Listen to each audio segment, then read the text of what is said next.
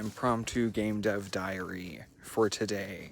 Well, I did something pretty exciting, which is it was exciting to me. It's relatively kind of lame, but I completed the graphics for the transporter circles that will take you to the various stone gates underground. Yeah, it just made me feel a lot more connected to the lore of my world or whatever, seeing these kind of cool, mysterious glyphs that are going to be on the ground. I did active and inactive versions so that there can be a hint above ground already kind of pointing to the underground gate, because I think having the gate only appear above ground after you found it, well, it's a little bit more complicated than it needs to be. It keeps things more hidden, and I think that stuff that doesn't necessarily feel that hidden to me or doesn't feel that out of the way to me is definitely going to be harder to find for other people. And I mean, I'm kind of building this section of the game that way on purpose. You know, I want it to be... Sorry, I'm walking up a hill right now.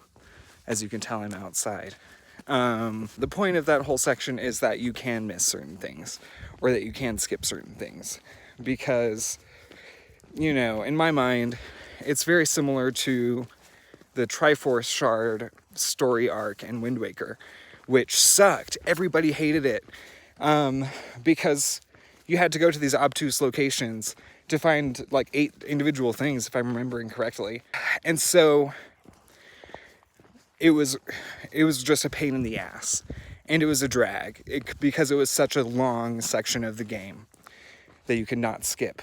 So I sort of, in a way, I enjoyed that part of Wind Waker because of how much exploration it encourages you to do. It has you go over almost every corner of the big ocean. But that's not everybody's cup of tea. And it's also a lot of work, you know? If you're playing this game for the 3rd time and you don't feel like doing that shit, then by all means, don't. It's going to make a certain part of the game play out differently, by which I mean the end of the game play out differently. But that's on you, man. Play it your way. That's the whole point of this little orb frog chase segment. So I'm on this walk, taking some compost out to the compost heap, and just reflecting on the game jam thing, the remaining portion of my game that is to build. And like, I'm so annoying because I always just want to go straight ahead, you know what I mean? I want to finish this shit. But I also have to be a smart cookie, and I have to remember that I'm also trying to sell this shit. So I have to do some marketing tactics instead, and that just annoys the hell out of me. It just makes me feel like, this game is never going to get done because I have to stop and like do a marketing thing every 5 minutes. So that's sort of like almost how I feel about the demo. Like, part of me is just like so ready to finish this game and just wants to like power through and do all of the rest of it, and then worry about the demo. But then the other part of me is like, hello, do you want a successful launch? Maybe you should have a free demo in the spring so that you can do a Kickstarter in the summer and then be able to afford ads on Instagram or whatever whenever it's time to actually launch.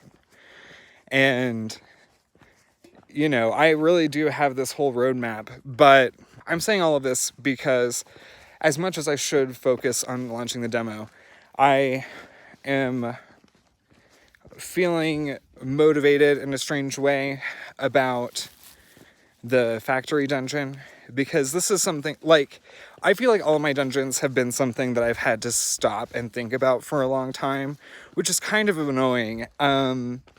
because, again, I want to go fast. But I have been mulling over this factory dungeon for quite a while, because my most recent concept for it involved basically you go in and have to build the robots a lot as part of the dungeon challenge. And so the idea was you could basically send off these minerals from the mine floor in the basement, and they would go up through the top, and they would basically just kind of automatically go on their merry way through the production line, and you could go up and like sabotage them, I guess, to potentially damage the robots a lot in certain ways before your fight. But the problem is like, for one, it would just be kind of boring. Like, technically pretty cool, because I did figure out a way that I could track something's position across floors that you're not on. So, go me. But, you know, that's kind of lame.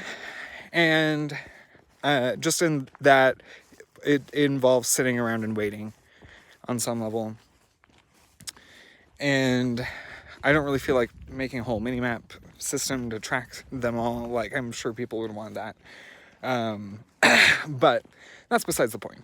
Doing the game jam the other day really made me do this kind of large level. It's probably a third the size of my Dude, Where's My Couch open world. But I came up with this interesting little challenge on this semi-large level. And I just sort of did it, you know what I mean? And I think I really need to just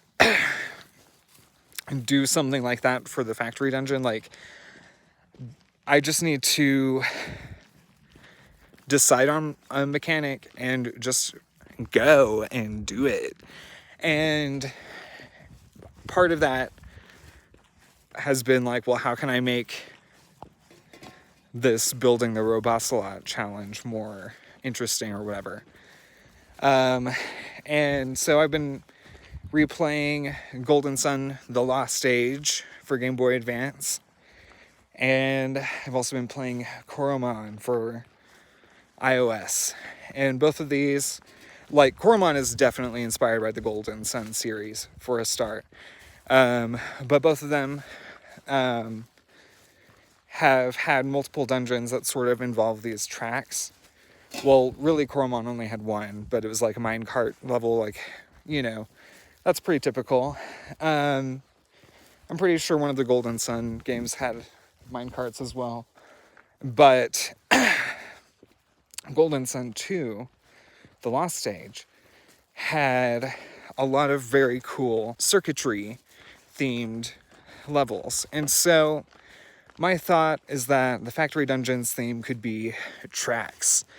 And there's a mine section to it.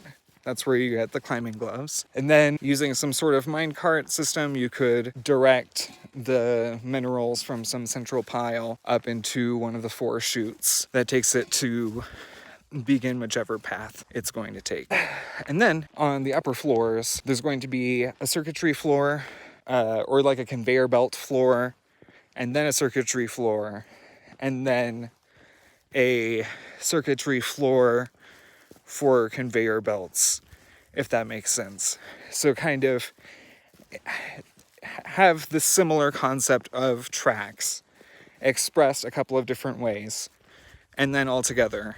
And then that's how the Robosalot is built. I'm not sure if I'll even use that part tracking system that I came up with in this version of the factory that I will probably just crank out in one go. Maybe not one go. But yeah, so I think this tracks situation will be very good.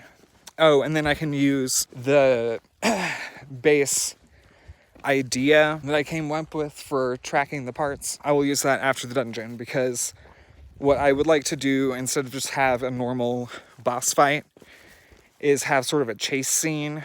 So the Robosalot will be built, and then it'll like jump out of the factory's chimney or something and start running across the open world. You have to chase it down. There might be some sort of don't let it get to this certain place, or maybe, I don't know. I'll have to think about what I can do to make that chase scene feel a little more meaningful, because, oh no, it got out, go after it, is not the most compelling thing. Like, it is decently compelling, but not quite enough. So there has to be some sort of stakes to it getting out, which, you know, the implied stakes is that it's this like scary mechanical beast going towards the town. But is there a specific individual it's targeting? Is there a specific reason for us to be like, oh shit? Or would the panic of that thing getting out just be enough? It's hard to say. Very hard to say. Anyway, thanks for tuning in. These have been my impromptu thoughts. Later, skaters.